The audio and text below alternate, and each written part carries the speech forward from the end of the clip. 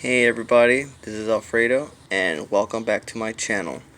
Today we're going to be doing a little bit of propagating on these lavender scallops. Usually when you see them, they usually come in a lot of variegation, and this is just a very nice plant in general.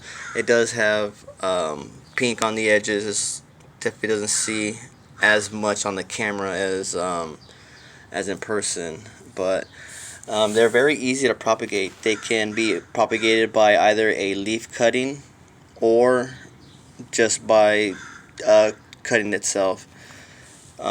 Things that grow easy, plants that grow easy like this, I really like to keep multiple plants of, because it's very easy to do a lot of propagating. And I'll have about for these I have 4 mother plants. This is one that I had put together not that long ago. Very rooted and really thriving. And this is actually going to be a gift for one of my neighbors that their birthday was had actually just passed the other day. So here are some cuttings from some of my other plants, and pretty much you just find a nice size cutting here and cut it at the bottom, and you want to set them somewhere out of out of direct sunlight, and let them callus over for a couple of days.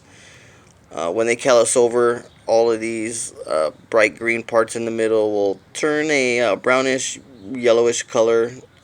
It's the scab that they get after a couple of days after they've been cut. After that, it's pretty easy to propagate. All you do is set them in some soil. Pretty much some dry soil is what I use. I use dry soil, and I don't water them for another 3 or 4 days.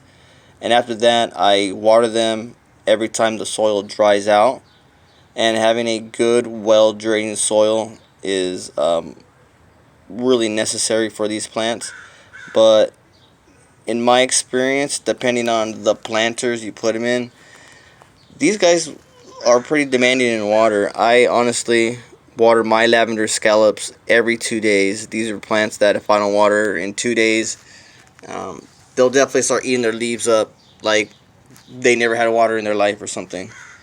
You can also take leaf cuttings, and these are some big leaves that came off of some of the big plants that the mother plants that I had.